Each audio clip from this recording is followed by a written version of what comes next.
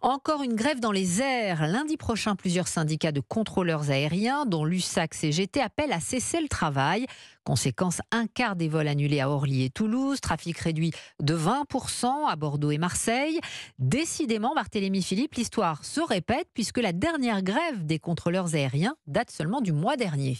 Oui, la France est même réputée championne du monde de la grève dans le contrôle aérien. Déjà 53 jours depuis le début de l'année et des milliers de vols annulés. Le problème, c'est que pour l'instant, les contrôleurs ne sont pas obligés de se déclarer individuellement grévistes à l'avance. Seuls les syndicats doivent déposer un préavis 5 jours avant le mouvement. La direction de l'aviation civile n'a donc aucune visibilité sur le nombre d'absents. Elle doit l'estimer et en général, elle demande prudemment aux compagnies de réduire fortement leurs offres de vol, même si les mouvements ne sont finalement que peu suivis. Pour corriger ces dysfonctionnements, le Parlement vient d'adopter une loi qui renforce le service minimum dans le contrôle aérien.